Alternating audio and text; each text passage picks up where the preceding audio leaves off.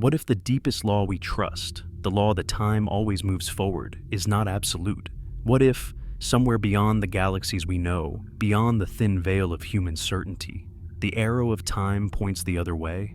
Imagine standing at the edge of reality and realizing that every assumption you've carried since birth, that ashes cannot become fire again, that rivers cannot climb back into the mountains, that memories belong to the past and not the future, might only be true here in this fragile corner of the cosmos. But in some hidden region, vast and indifferent, time may not be advancing. It may be retreating. It may be swallowing its own footsteps, undoing every moment the way the tide pulls sand back into the sea. Would such a place mean that our universe is broken, or that it is more whole than we ever dared to imagine? For centuries, humanity has lived beneath the shadow of inevitability. We watch flowers wilt, faces wrinkle, monuments crumble, and we accept it as natural. Entropy, this merciless measure of disorder, tells us that everything runs down, everything decays, everything dissolves into chaos. It is the background hum of existence, the whisper that assures us the future will be more broken than the past. Yet, the equations that govern our universe hold a symmetry so unsettling it borders on poetry. They suggest that if the tape of the universe were played backwards, the rules of physics would not shatter. The motion of planets, the dance of particles, the collisions of galaxies, all could still make sense, just reversed. Why then do we only remember the forward flow? Why are we trapped in a one-way corridor when the mathematics itself seems to leave the other door unlocked? Scientists have found hints, faint but haunting, that somewhere out there this other door is not just unlocked, it is open. Strange anomalies in the cosmic microwave background, subtle asymmetries in the distribution of galaxies, irregularities in the behavior of particles, all whisper of a place where entropy does not rise but falls, where order builds itself rather than collapses. Imagine a region where smoke drifts back into the matchstick, where broken glass knits itself whole, where decay is not destiny but reversal, not a miracle, not a violation, but the natural consequence of time flowing the other way. How would such a world feel to those who inhabit it? Would they remember tomorrow instead of yesterday? Would they watch their children grow smaller, returning to infancy, returning to silence? Or would their sense of reality be complete, seamless, invisible, never realizing that their arrow of time opposes ours? Perhaps, from their perspective, it is we who appear strange, we who are trapped in the wrong direction, doomed to chase futures we cannot recall. Consider how deeply our identity depends on this arrow. Memory only works in one way. We look back, never forward. Cause and effect are the bones of reason itself. Strike a match, and then the flame appears, not the other way around. If this framework collapses, then even consciousness is thrown into question. Are we creatures of time, or just illusions created by its one-way flow? If another region of the universe lives reversed, then perhaps every thought, every decision, every dream is not as free as we think, but tethered to the currents of entropy like a ship to the tide. The arrow of time is not just science, it is our deepest myth. Religions whisper of beginnings and endings, of creation and apocalypse. Philosophers wrestle with free will and fate, imagining time as a river or a circle, a prison or a stage. Even poets, with their fragile words, sense the weight of it. How moments die the instant they are born, how joy becomes memory even as it is felt. And yet, physics, the cold and relentless language of mathematics, suggests that none of this is inevitable, that the river of time may split, may bend, may even reverse. And somewhere, out there in the blackness, the unimaginable has already happened. When cosmologists map the universe, they find evidence of asymmetry. The Big Bang itself seems to echo with a mirror structure, as though two universes bloomed back to back, one expanding into forward time, the other into backward. The cosmic microwave background, that ancient afterglow, contains irregularities that could be the fingerprints of such a twin. If that is true, then we are not alone, not just in space, but in time itself.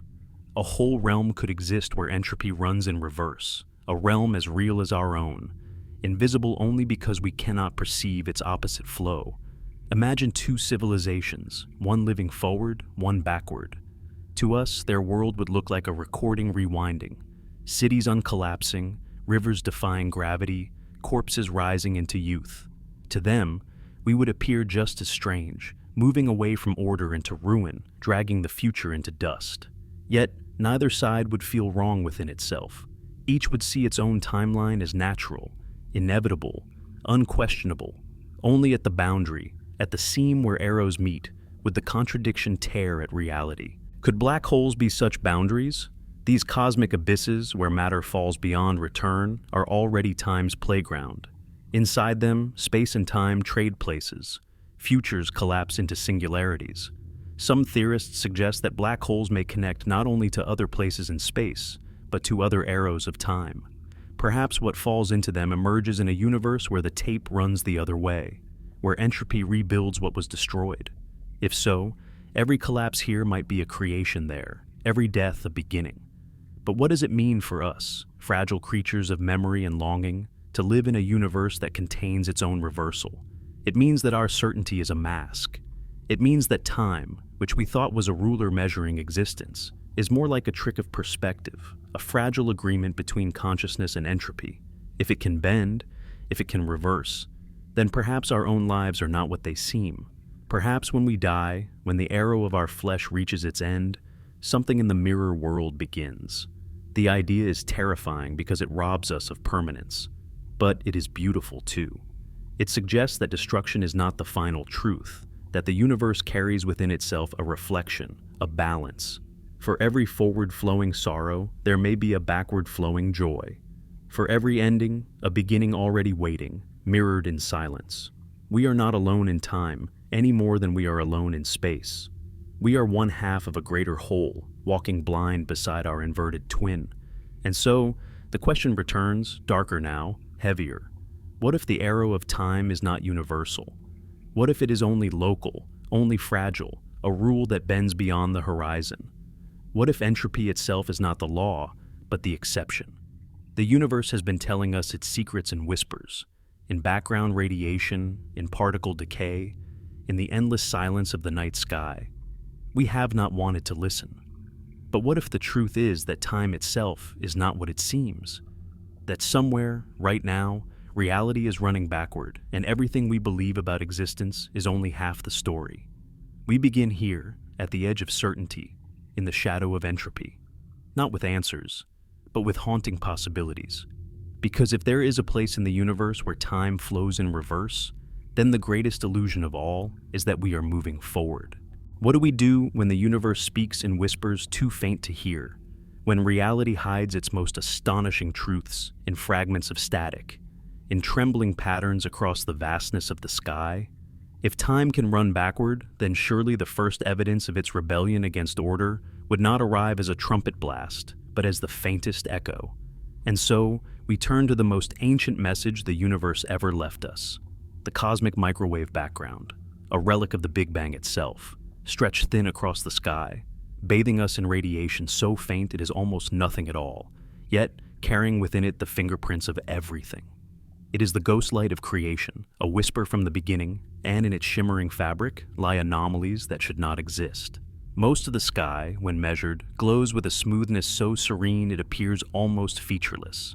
But within that smoothness are tiny fluctuations, irregularities that hint at seeds of galaxies, sparks of structure, the map of what the universe would become. Cosmologists pore over these patterns with almost religious devotion, as if decoding a sacred text, and within them they have found hints of something uncanny, asymmetries, alignments, irregularities that should not be there. They speak of a cold spot larger than chance should allow, of strange correlations that stretch across vast distances, of statistical oddities that resist explanation. Some whisper that these are not accidents, but fingerprints of another order of time pressing against our own, like a hand against a veil. Entropy, after all, is not just disorder, it is direction. It is what distinguishes the ashes from the flame, the shattered glass from the whole, the past from the future. If there exists a domain where entropy runs the other way, then its shadow might be visible here, not in grand spectacles, but in tiny disruptions, the trembling signatures in the afterglow of the cosmos. To look into the microwave background is to gaze not just into the past, but into the architecture of time itself. Could it be that these anomalies are the scars of a collision, not of galaxies, but of arrows?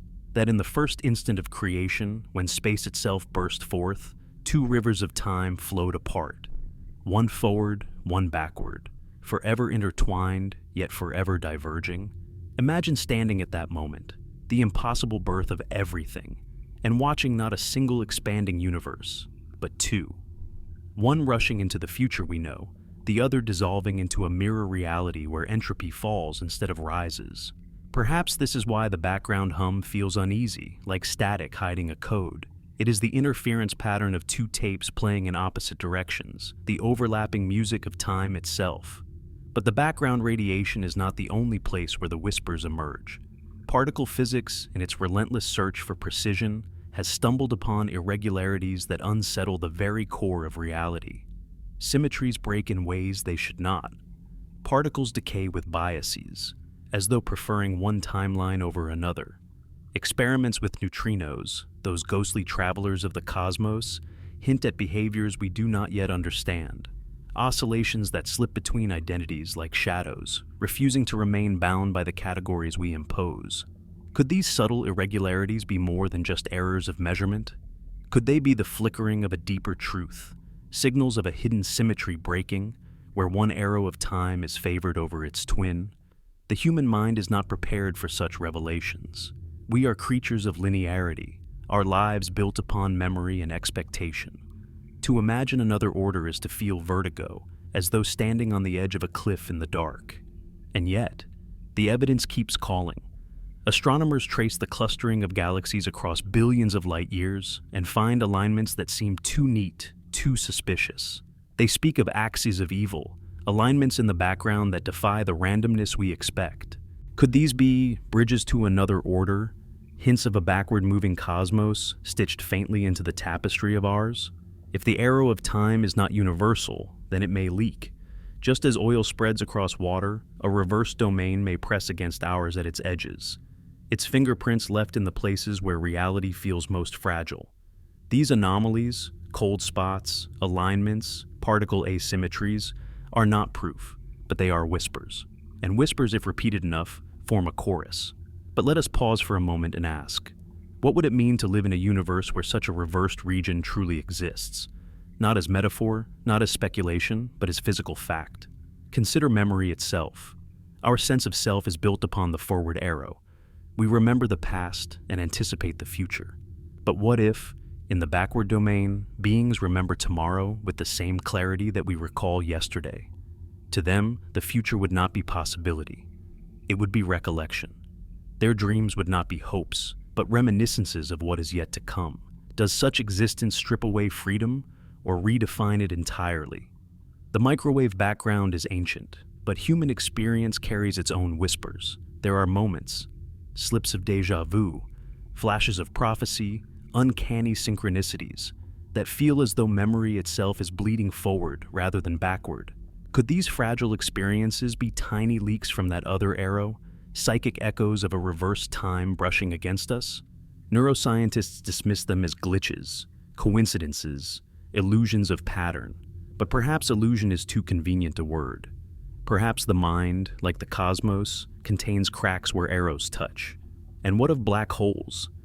These monstrous objects warp space and time so violently that the rules collapse. If time reversal has a doorway, surely it would be found here. When matter falls into the event horizon, from our perspective, it is consumed, broken into entropy's abyss. But perhaps, on the other side, it is not destruction but reversal, a migration into the backward domain where it reassembles, unwinds, renews. Could the strange whispers of Hawking radiation be the faint translation of this crossing, the universe stuttering as it allows information to pass between two arrows? The more we look, the more reality resists certainty. Every measurement reveals not clarity, but a trembling at the edges. And yet, within this trembling, there is beauty. Because if the arrow of time can bend, if it can reverse, then the universe is not a machine grinding toward heat death. It is a mirror, a duet, a breathing organism that remembers both inhalation and exhalation, entropy rising in one realm, entropy falling in the other, a cosmic balance hidden behind the illusion of inevitability. So we return again to the whispers, the cold spots, the particle asymmetries, the strange alignments. They are the universe's way of reminding us that certainty is fragile, that truth is stranger than we dare to imagine. The cosmic microwave background is not just light, it is memory, it is prophecy. It is the boundary where time itself may be singing in two directions at once. And if we dare to listen closely enough, we may realize that the greatest secret of all is not that time flows forward, but that it flows both ways, and we are only ever half awake to the truth. Entropy. The word feels clinical, almost harmless, like the sterile language of thermodynamics tucked away in a textbook. But beneath that word lies the most ruthless dictator of our universe. Entropy is the tyrant that binds us to a single fate, the relentless march from order to disorder, from fire to ash, from birth to death. It is the unyielding current against which no life, no civilization, no star can ever swim. When physicists describe entropy, they often reduce it to probabilities, to the counting of microstates, to the mathematics of disorder. Yet, what they are truly describing is our prison. We do not notice its bars, but we live within them every second of our existence. Entropy is why you cannot unburn a log, why ice melts, but never spontaneously forms in a hot cup, why memory looks backward but never forward. It is why your childhood exists only in recollection, never in anticipation. It is why stars exhaust themselves, galaxies fade, and universes collapse. It is the invisible law that insists every structure must dissolve, every harmony must scatter, every flame must die. Entropy is the silent undertaker of the cosmos. And yet, if entropy is law, what does it mean to speak of a place where it runs the other way? A place where chaos contracts into order, where disarray folds itself neatly into structure, where every ruin becomes a construction in reverse. Imagine walking through such a realm. You stumble upon a shattered vase, and in an instant, the fragments leap together, aligning perfectly, reassembling until the vase stands whole again, as though time itself breathes life into the broken. A forest fire sweeps across a valley, but instead of devastation, you witness trees reforming from ash, flames folding inward, sparks leaping back into wood, until the forest stands untouched, the air clean, the disaster undone. Would such events feel miraculous, or would they feel natural to those who live in that reverse domain? To us, they would be wonders, impossibilities, dreamlike reversals of everything we know, but to them, they would be the ordinary march of their reality, as natural as our sunsets and tides. Their lives would be structured not around decay, but around renewal. To them, what we call destruction might feel like birth. What we call death might feel like awakening. But this inversion raises a deeper question. What is life in the first place, if its direction is bound to entropy's arrow? We define ourselves by growth, by the accumulation of memories, by the slow erosion of the body. A reversed entropy might mean reversed growth. Elders turning into children, knowledge dissolving into innocence, memories unraveling into silence. But perhaps that is too literal. Perhaps, in such a world, consciousness itself adjusts. Their memories would not run backward from our perspective. They would simply anchor in the opposite direction. They would remember tomorrow as vividly as we recall yesterday. They would anticipate the past as naturally as we anticipate the future. Their lives would still feel whole, linear, coherent. It is only from outside, from our forward perspective, that their existence would appear reversed. And yet, what does this tell us about the nature of entropy itself? If order can arise in one region and collapse in another, then entropy is not universal law. It is local terrain. It is like the wind, blowing one way in this valley and another way in the next. It means that our sense of inevitability, the very core of our despair at mortality, may not be inevitable at all. It may be the condition of our world, but not the universe entire. Scientists sometimes speak of entropy in terms of information. Every process that unfolds, every interaction, every collision increases the information needed to describe it. Order is compressible, predictable, simple. Disorder requires more information, more complexity, more description. A shattered vase contains more information than a whole one, a corpse more than a living body. Entropy is the spread of complexity, the drowning of order and information. But if entropy can reverse, then information itself can flow backward. The universe would not just build complexity, it would erase it, compress it, rewind it. And if information is tied to consciousness, what does that mean for mind itself? Would a reversed mind experience time as we do? Or would thought itself unwind, every realization turning into ignorance, every decision dissolving into indecision? Or would it be seamless, coherent, natural within its own arrow, no stranger to itself, no more confused than we are? This is the haunting truth. Even if another domain of the universe flows backward, its inhabitants may never realize it. They are not broken, they are whole. It is only we, comparing arrows, who see the contradiction. Entropy is also memory's jailer. We can only recall the past because entropy is lower there. A photograph fades, a building crumbles, a voice recording distorts, but never in reverse. Our brains are wired to record the trail of increasing entropy, never to anticipate its unwinding. This is why the thought of reverse time terrifies us. It tears away the scaffolding of identity itself. Without entropy's one-way grip, who would we be? Would selfhood even exist? And yet, entropy is not merely destruction. It is the reason the universe exists in the first place. The Big Bang was a state of staggeringly low entropy, an impossible perfection, a pristine canvas. From that improbable beginning, entropy has risen, and in its rise, complexity has bloomed. Galaxies, stars, planets, and life. Entropy is both the killer and the giver, the undertaker and the midwife. But if there are regions where entropy falls instead of rises, then perhaps their universes do not bloom from disorder into structure. They bloom from structure into perfection, from noise into silence, from chaos into purity. This thought is almost unbearable, for it means that our universe, in all its richness, is only half the story. We are the half that grows from order into disorder, from birth into death. But somewhere else, another half grows from disorder into order, from death into birth. And the two halves together form the full story of existence. But here lies the deepest riddle. What happens where these arrows meet? If our entropy rises and theirs falls, what occurs at the seam where forward and backward collide? Would reality unravel? Would time itself fracture, like glass under too much pressure? Or would the two halves knit seamlessly, each supporting the other like inhale and exhale, a cosmic breath where one side always complements the other?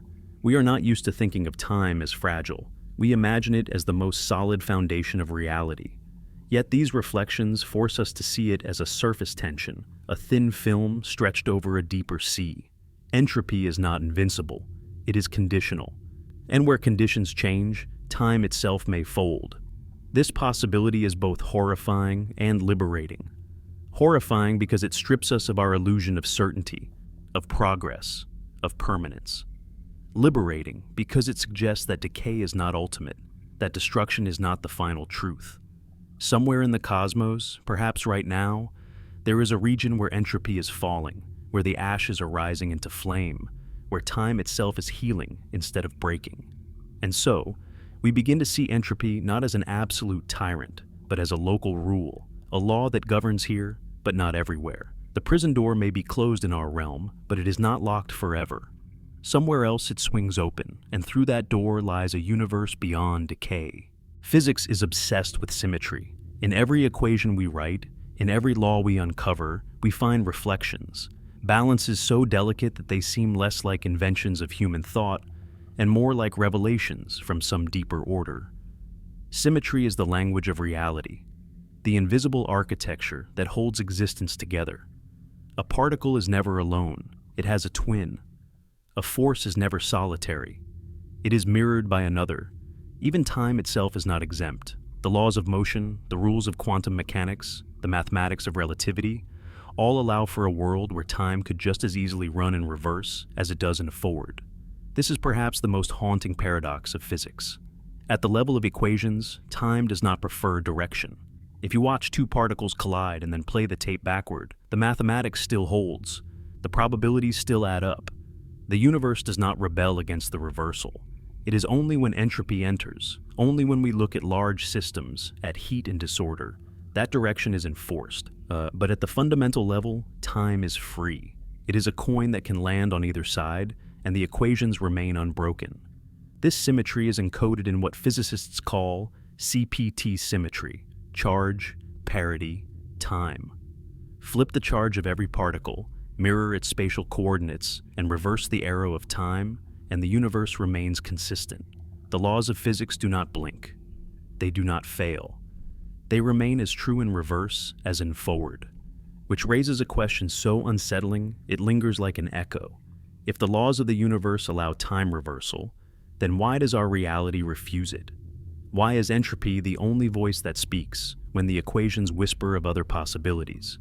Imagine, then, that this symmetry is not just theoretical, but realized, that somewhere, hidden in the blackness, there exists a universe, or even a region of ours, where the symmetry is not broken, where time truly flows backward. We would never notice it from within because our perception is bound to our arrow. To them, their world would feel natural, seamless, inevitable. Their memories would stretch into what we call the future. Their causality would unfold in reverse. But to us, glimpsing from outside, it would be as though reality were running backwards, undoing itself with grace instead of breaking apart.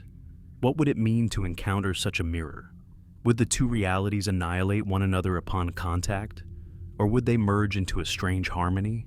Some physicists imagine that the Big Bang itself was the seam, the moment when two arrows of time diverged, one into us, one into them.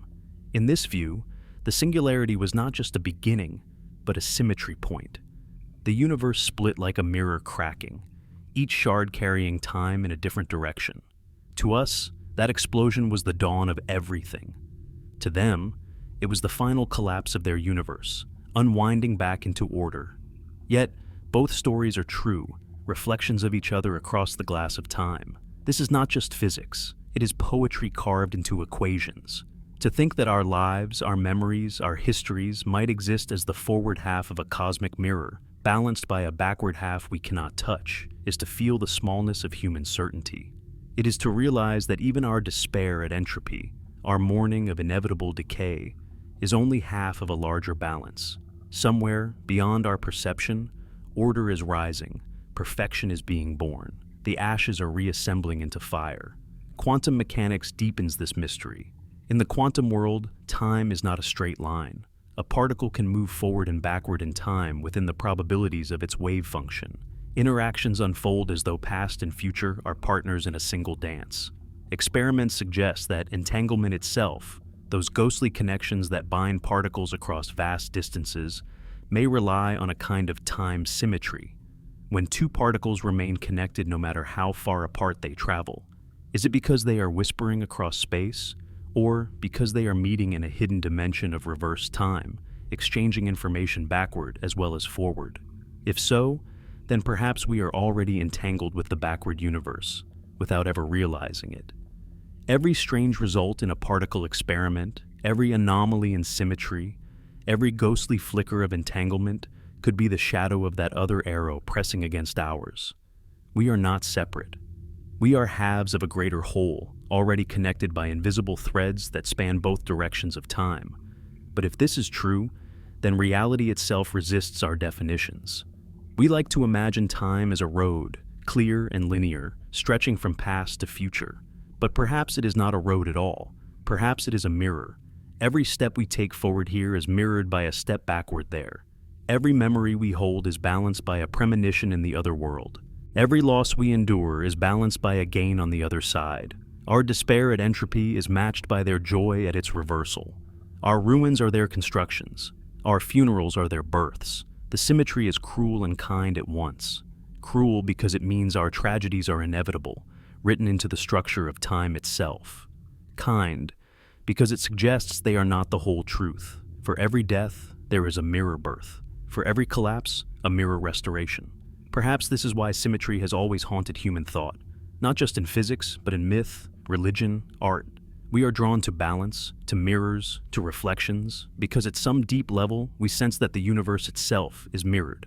Consider how many human stories revolve around symmetry. Myths of twin gods, one of creation and one of destruction. Tales of mirrored worlds, of reflections that live their own lives. religions that speak of heaven and earth, yin and yang, beginnings and endings. All of these are shadows of a deeper truth, that symmetry is not only mathematical but existential, that the very flow of time itself may be doubled, mirrored, balanced. But symmetry also demands sacrifice. If there is a world where entropy falls, then perhaps our suffering is the price of its perfection. Perhaps our decay feeds their renewal, our losses fuel their gains. The mirror is not free, it is balance, and balance always comes with cost.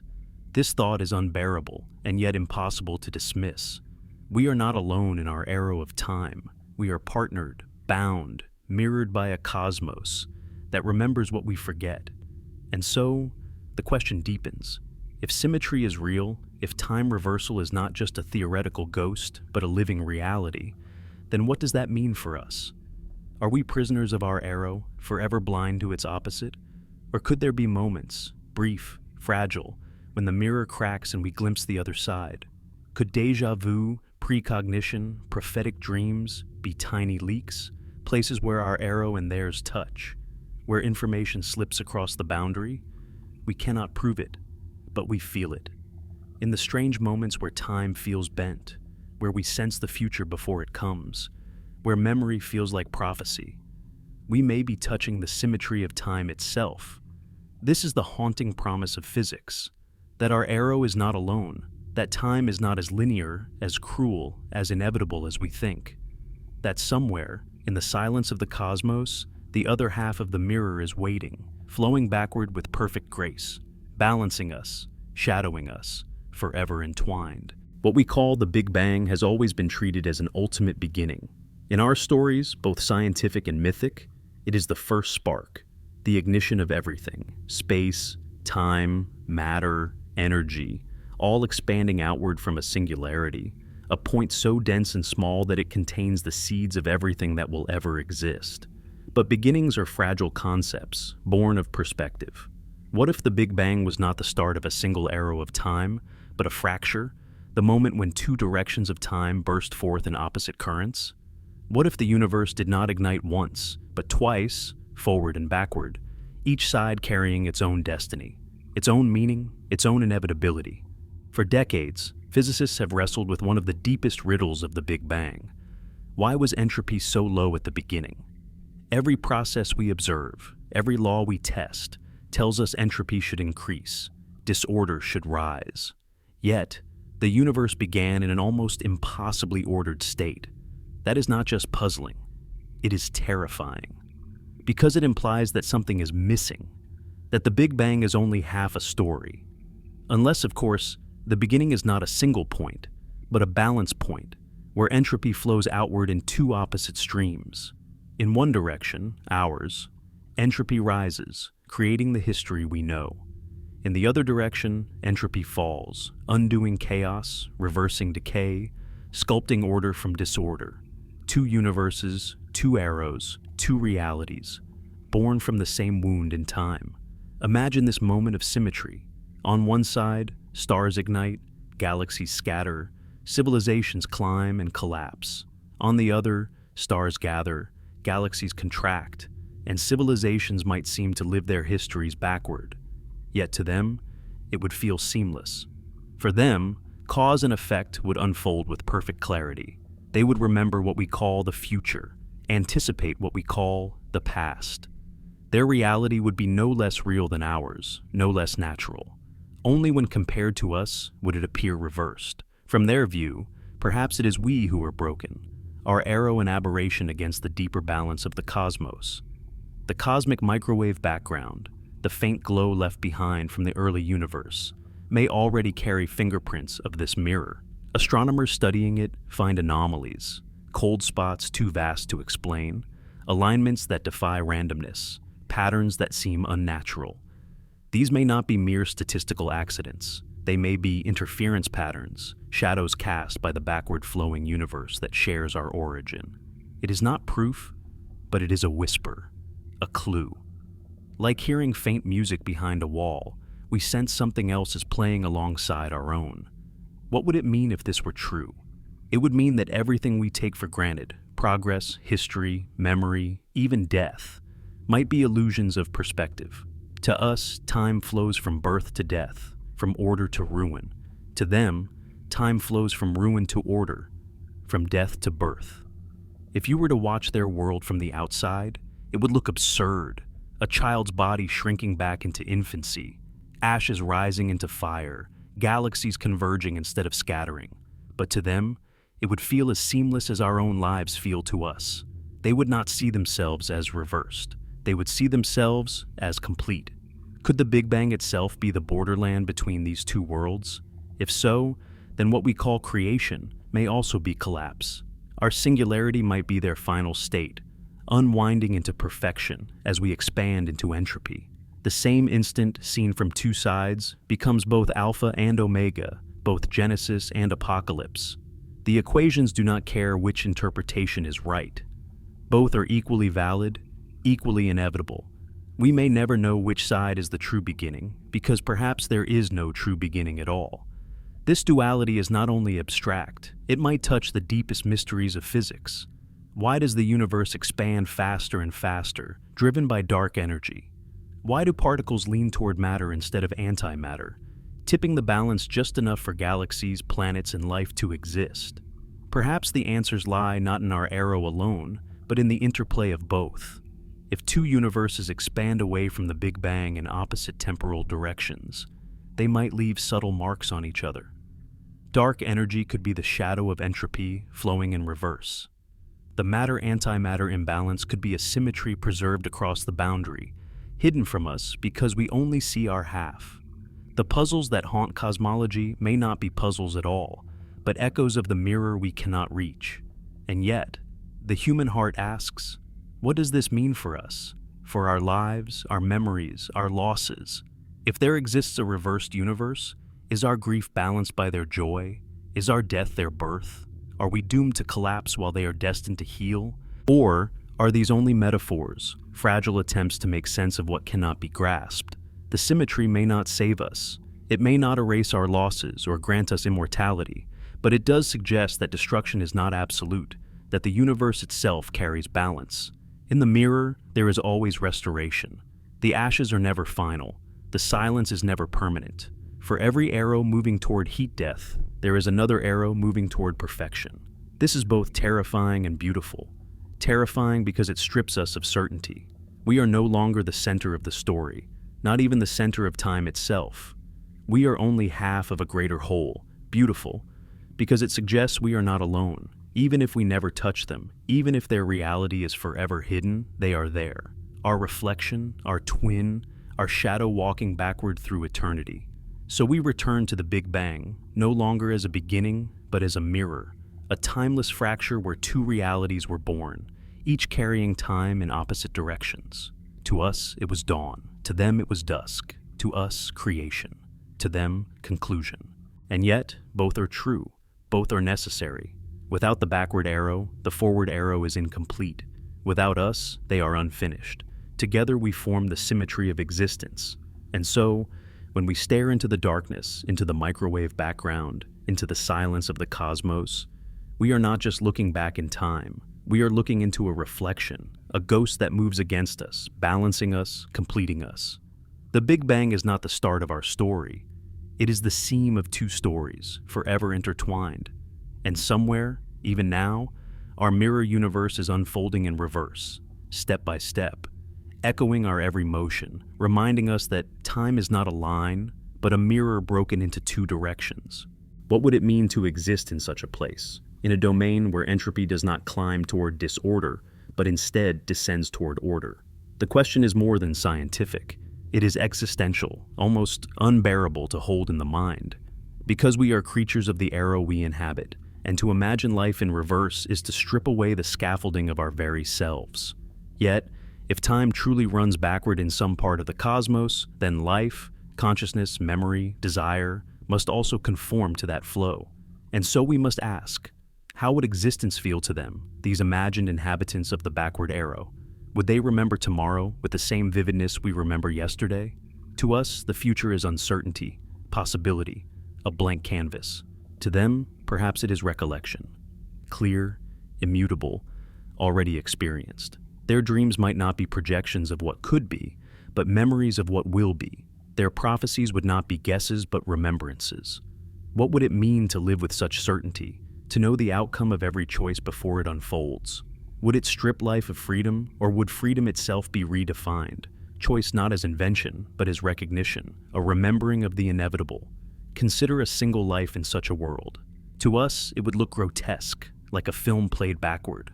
We would watch a corpse rise into vitality, wounds sealing themselves, hair darkening, bodies shrinking back into youth. Lovers would part before they meet. Children would dissolve into infants, into embryos, into silence. But from within that arrow, it would not feel unnatural. Their birth would not be an infant's cry, but the silent transition from death into life. Their memories would stretch into what we call the future. Their losses would precede their joys. And yet to them, it would feel whole, seamless, unbroken. Just as we cannot perceive our arrow as strange, they would not perceive theirs as reversed. And what of love in such a world? Would it be less poignant or more? Imagine falling in love with someone while knowing, as memory, the exact way the story ends. Would every moment feel richer, saturated with inevitability, or would it feel empty, drained of uncertainty? Perhaps their intimacy would not be built upon discovery, but upon recognition. Every embrace would carry the weight of both its beginning and its end, already known, already felt. Their grief would not follow loss. It would precede it. They would mourn before the departure, carrying sorrow even through joy, because the loss is already remembered. And yet, when the loss finally comes, it might bring relief, the closing of a circle already complete. Destiny in such a universe would be something altogether different. We wrestle with the tension between free will and determinism, struggling to believe we shape our future while suspecting it may already be written. But in a reversed world, that suspicion becomes certainty. They would live with the unshakable knowledge that the path is already remembered. Yet, perhaps this would not feel suffocating. Perhaps freedom in their world would mean aligning oneself with inevitability, recognizing one's place in the great order of falling entropy. To them, rebellion against destiny would be meaningless. To them, fate and memory would be indistinguishable. This thought unsettles us because it threatens our identity. We define ourselves by memory, by the accumulation of past into present, by the belief that the future is ours to shape. Strip that away, and what remains? But perhaps identity itself is flexible. In their world, selfhood would not be anchored in the past, but in the future. They would define themselves not by where they have been, but by where they are going. They would speak not of childhood, but of death, not of origins, but of conclusions. And yet to them, this would feel natural, perhaps even liberating. The terror we feel is not universal. It is only the fear of one arrow confronted with the possibility of another. But let us ask an even darker question. What would consciousness itself be in such a world? Our thoughts, our awareness, are bound to causality. We think because neurons fire, because signals pass from one state to another, each cause preceding its effect. But if time runs backward, then effects precede causes. Neurons would fire because of a state that has not yet occurred. Consciousness would not be a chain of causes, but a chain of consequences flowing into origins. Would awareness itself change? Would it unravel into something we cannot recognize? Or would it remain coherent, anchored not in the flow of cause to effect, but in the deeper symmetry of the whole? Perhaps their consciousness would not feel alien at all, but perfectly ordinary to them, just as ours feels ordinary to us. And what of memory? Neuroscience tells us memory is a reconstruction, the encoding of patterns in a brain shaped by entropy's arrow. We remember because the past leaves traces, because entropy allows information to be stored. In a reversed world, the future would leave traces instead. Their brains would encode what we call the future, storing patterns of what is yet to come. From our view, this is absurd, but to them, it is natural. Memory and prophecy would be indistinguishable. The very idea of surprise might not exist because all has already been remembered. This leads us to the most unsettling question of all. Could such a consciousness ever meet ours? Could we, bound to forward entropy, ever communicate with beings bound to reverse entropy? Or would the boundary between arrows be unbridgeable, like oil and water that refuse to mix? If there are moments where the boundaries thin, déjà vu, precognition, visions and dreams, then perhaps we have already brushed against them. Perhaps when we sense the future before it happens, when we feel a loss before it arrives, we are not imagining. We are touching the echo of the reversed arrow, a faint leak of memory across the seam of time. If so, then the backward universe is not merely speculation. It is already whispering to us, in our anomalies, in our uncanny moments, in the strangeness of human experience. We are haunted not just by death, but by its inversion. Not just by entropy rising, but by entropy falling. The other arrow may already touch us, shaping our consciousness in ways we do not understand. What would life in reverse be like? Perhaps it is not grotesque at all. Perhaps it is seamless, meaningful, coherent. Perhaps it is as real and ordinary to them as ours is to us. The terror we feel is only the terror of perspective. And yet, in that terror lies wonder.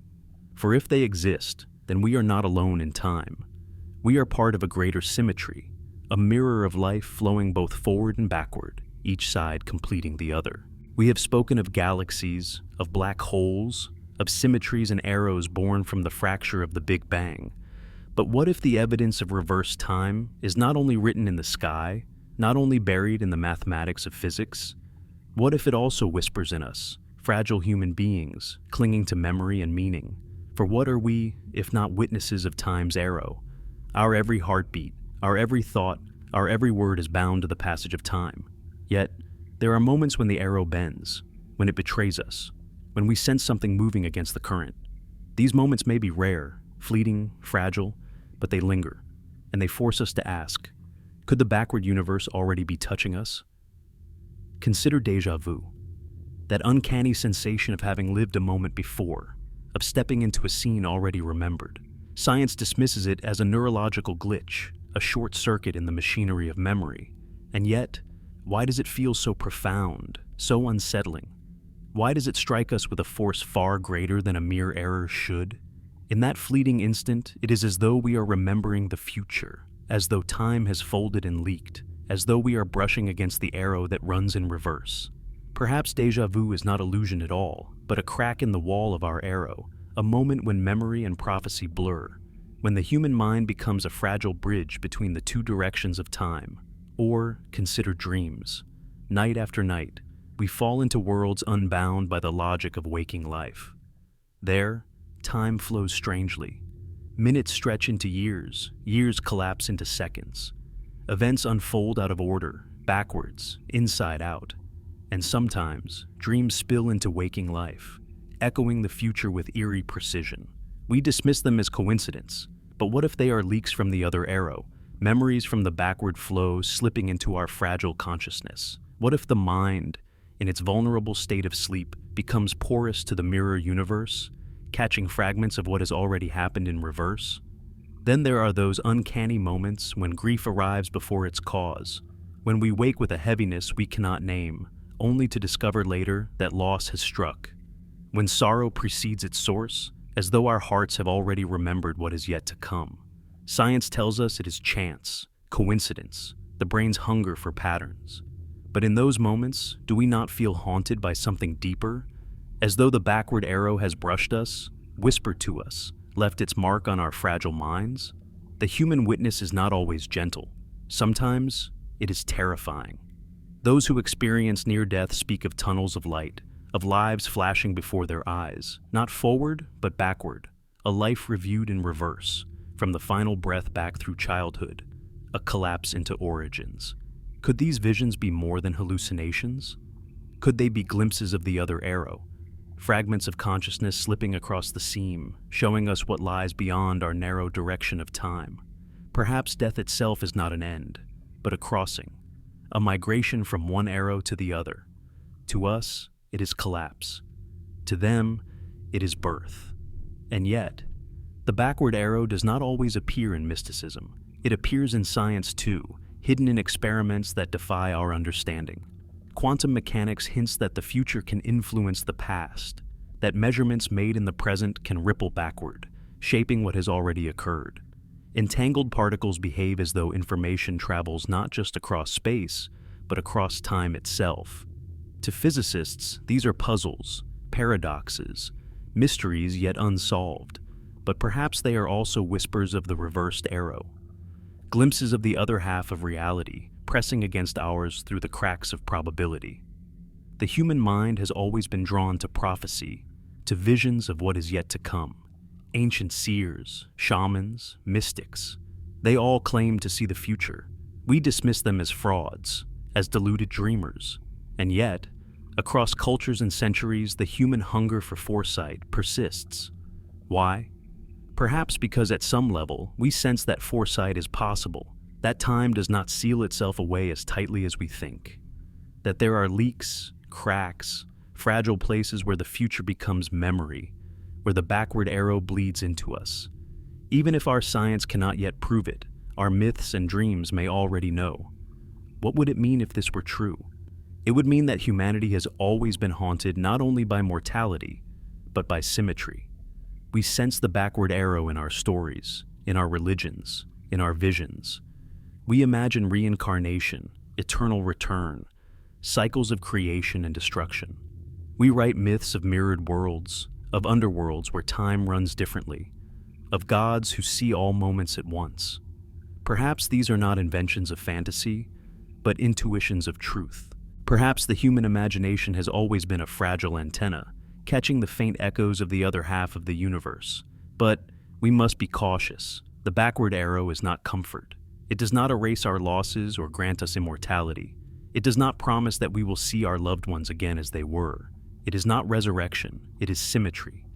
It is balance. For every arrow rising into disorder, there is another falling into order.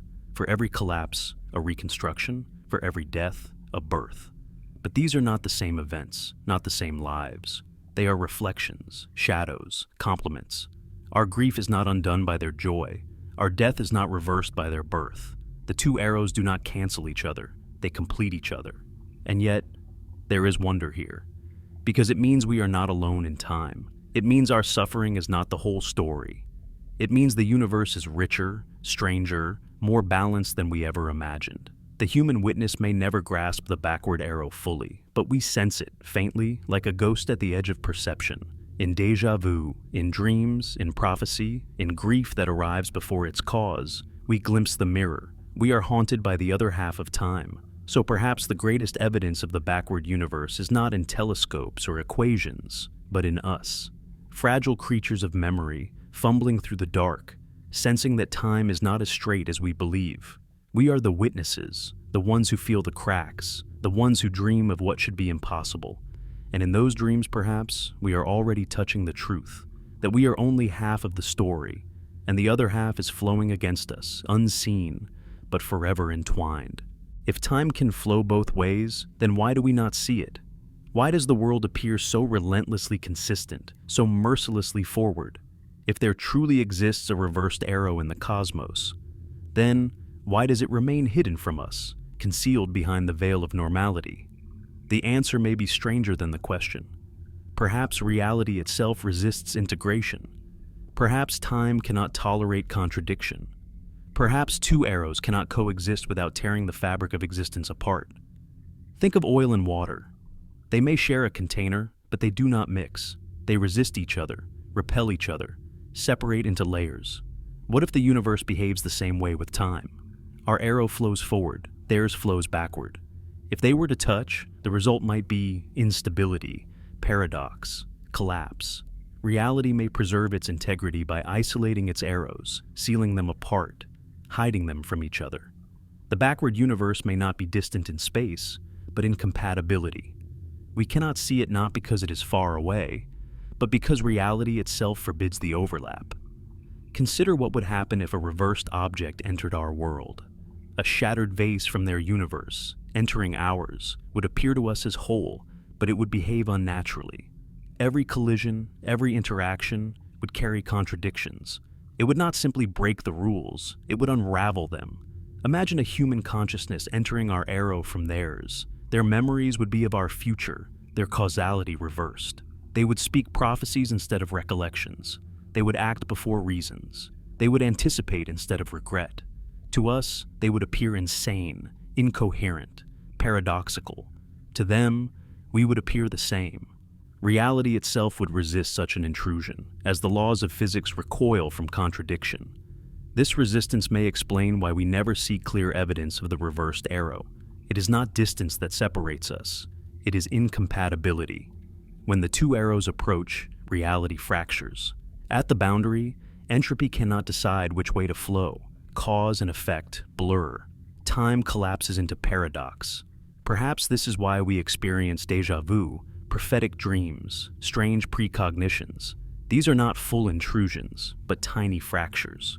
Moments where the arrows brush against each other before being forced apart again.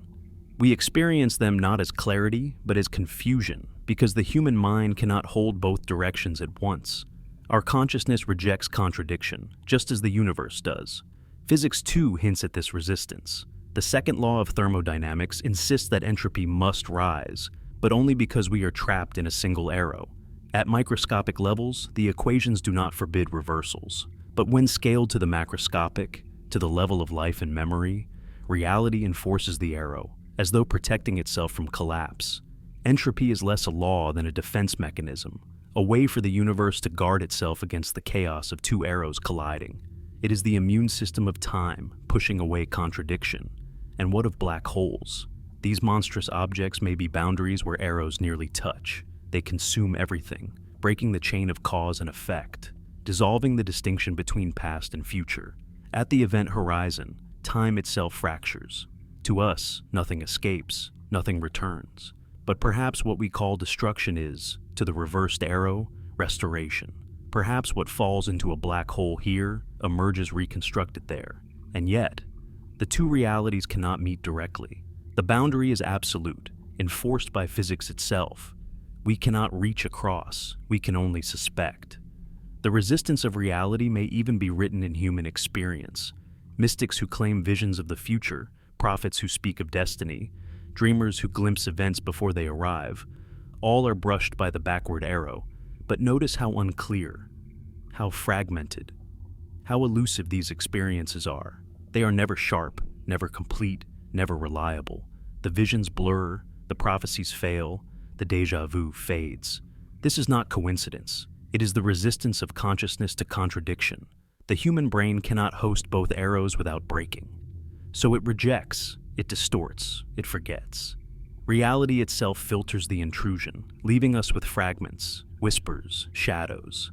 Perhaps this resistance is why the backward arrow feels more like haunting than revelation. We do not see its cities, its stars, its civilizations. We see only its traces in our anomalies, its echoes in our minds, its fingerprints in our equations. Reality hides it because exposure would tear us apart. To witness both arrows clearly would mean the end of coherence. Cause and effect would dissolve. Memory would collapse. Existence itself would unravel. And so, the backward universe remains hidden, isolated, unreachable, protected not for its sake, but for ours. But is this resistance absolute? Could there be places where the boundary weakens, where the arrows be? Wormholes, perhaps. Bridges not only across space, but across time. Or the quantum realm, where particles slip between possibilities, where probabilities blur into contradictions. In such places, the rules may loosen, and for a moment, both arrows may bleed into each other. These may be the cracks we glimpse in déjà vu, the strangeness we feel in dreams, the anomalies physicists chase in their experiments. If so, then the backward arrow is not absent.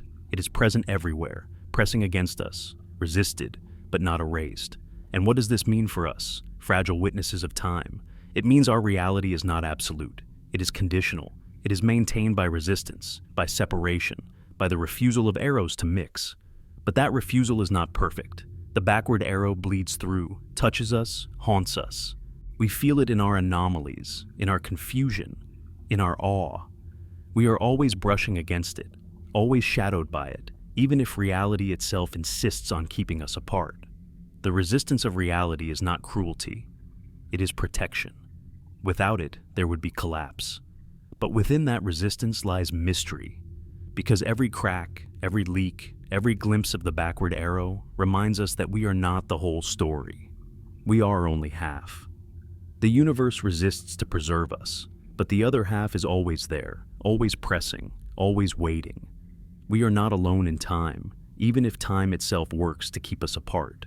We stand at the edge of knowledge, staring into the darkness where physics itself begins to falter. For centuries, we have pushed back the boundaries, drawing maps of the universe with mathematics, bending reality into equations, taming the wildness of nature with law. Yet even now, even after all our triumphs, there remains a frontier where certainty collapses, where theories fragment, where the universe whispers truths we cannot yet decipher. This frontier is time itself. And here, at the very edge of human thought, we begin to suspect that the arrow of time, the thing we trusted most, may not be absolute. Quantum gravity, the dream of uniting Einstein's relativity with the probabilistic haze of quantum mechanics, has long been haunted by time. In relativity, time is woven into space, a dimension stretching and bending, curving under the weight of matter and energy. But in quantum theory, time seems absent, an external clock imposed on particles that dance without caring for its flow. When physicists try to merge these two visions, time begins to unravel. Some equations suggest it may not exist as a fundamental reality at all. It may be emergent, like a shadow cast by deeper processes.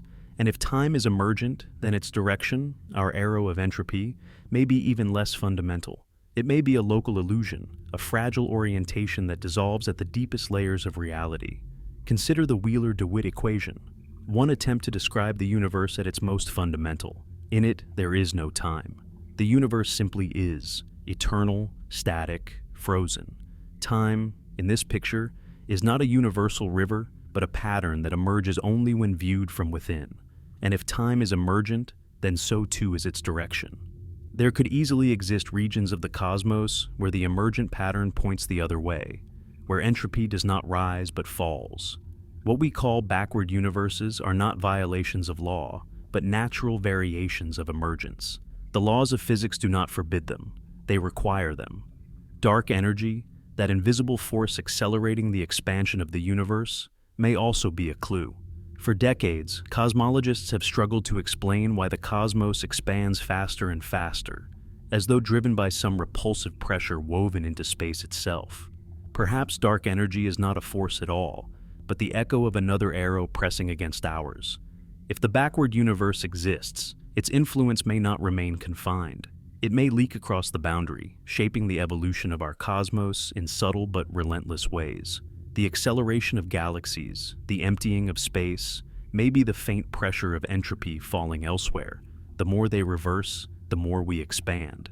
Black holes remain the most tantalizing suspects. At their event horizons, time warps so severely that the very distinction between past and future begins to dissolve. Information disappears, or so it seems, swallowed into singularities that break our equations. Yet, quantum mechanics insists that information cannot be destroyed. This tension has haunted physics for decades, known as the information paradox. Some have begun to wonder, what if the information is not destroyed, but reversed? What if black holes are not tombs but bridges, gateways where matter collapses in our arrow only to reassemble in the backward arrow? Every death here could be a birth there, every collapse could be a reconstruction. Perhaps black holes are not endings, but the seams between the two halves of time. Quantum experiments deepen the mystery. Entanglement defies distance, connecting particles instantly across space, as though they share a hidden dimension. But perhaps it is not space they share, it is time. Some interpretations suggest entanglement allows particles to exchange information across time itself, binding past and future as tightly as present. If so, then entanglement may be the fingerprint of time's symmetry, a tiny leak between arrows. Every time we measure a particle and collapse its wave function, we may be forcing the arrow to choose, pinning probability into a single direction. But before the measurement, both arrows exist, woven together in fragile superposition. The multiverse, once the realm of speculation, now emerges as a possible answer to these puzzles. If our universe is one bubble in a cosmic foam, why should all bubbles share the same arrow? Some may expand into forward time, others into backward.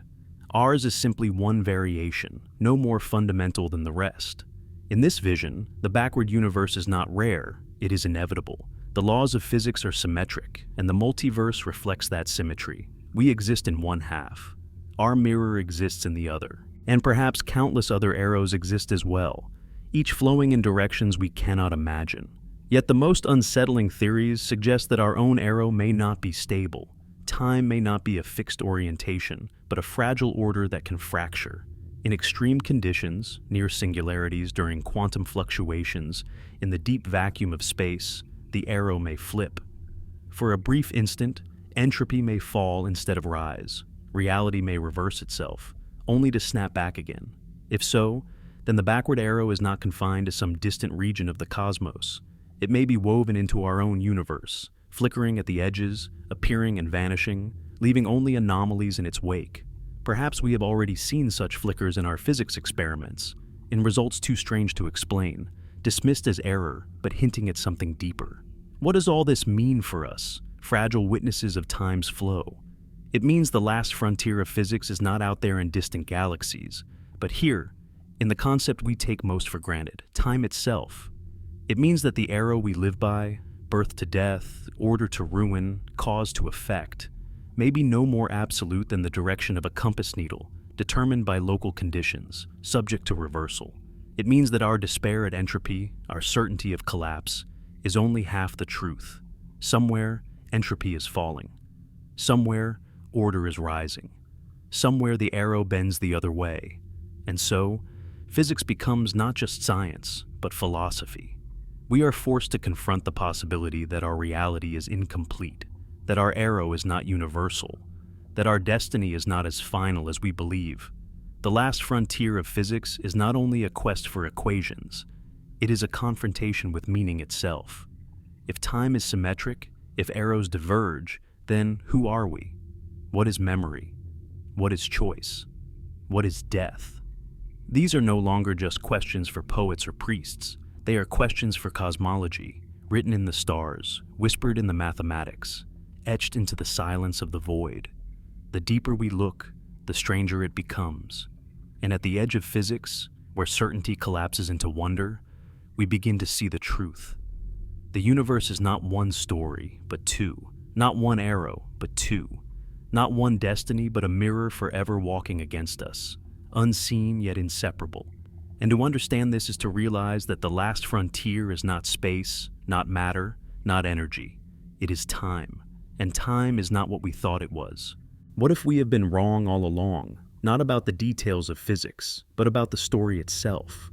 We tell ourselves that time is a road stretching forward, that entropy is our tyrant, that history is a chain of cause to effect, birth to death, memory to silence. We imagine beginnings and endings as absolutes, comforting ourselves with a narrative that feels whole.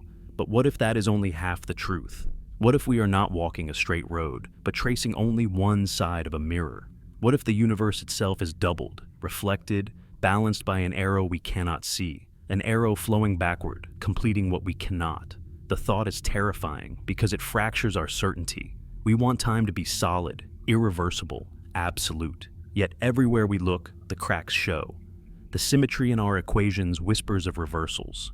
The anomalies in the cosmic microwave background hint at reflections. The mysteries of quantum mechanics tease us with time slipping both ways. Even our minds betray us, with déjà vu and prophetic dreams, with grief that arrives before its cause. These are not random glitches. They are the fingerprints of something deeper, something we have always felt but never truly faced. The possibility that time itself is mirrored. In this vision, entropy is no longer our executioner, but our half of the bargain. We decay, we collapse, we scatter into chaos, not because the universe is broken, but because we are completing one side of the symmetry. On the other side, entropy falls, order rises. The ashes become flame, the ruin becomes structure, the silence becomes music. Our despair is matched by their joy, our death by their birth. Neither is more real, neither is more valid. Both are necessary. Together they form the balance of existence. What then is death if time is mirrored? To us, it is the end, the extinguishing of memory, the collapse of self.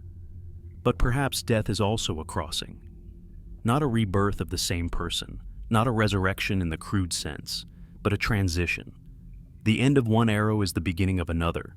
Consciousness may dissolve in our direction, but perhaps something awakens in the reflection, something born not of us, but of symmetry itself. We cannot know.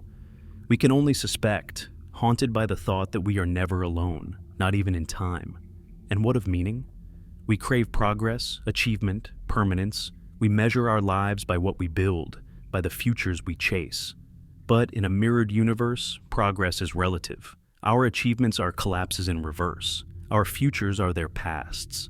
Does that strip life of meaning, or does it deepen it, reminding us that every act is part of a larger balance, every loss part of a larger restoration? Perhaps meaning is not found in permanence, but in participation, in knowing we are one side of a cosmic duet, playing a melody that makes sense only when heard with its reflection. Think of memory itself. We believe memory flows only backward, that we are condemned to recall the past and never the future. But if time is mirrored, then memory is only half of the story. On the other side, beings remember forward, recalling what we have not yet lived. To them, prophecy is memory. Inevitability is recollection. They are not freer than us, nor are they prisoners. They are simply the other half.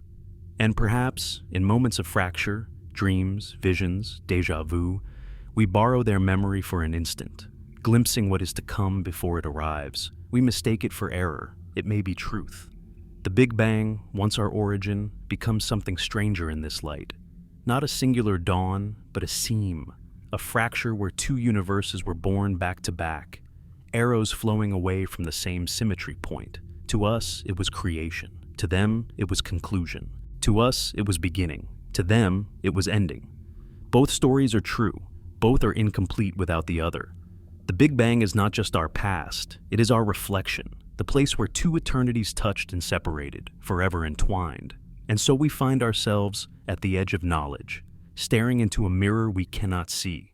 We are haunted not by what we know, but by what we suspect. The backward universe will never show itself plainly. Reality resists, conceals, protects, but it leaves its fingerprints everywhere, in our physics, in our anomalies, in our consciousness. We will never touch it, never travel to it, never prove it beyond doubt, and yet, we feel it. We know, in the marrow of our being, that time is not what it seems.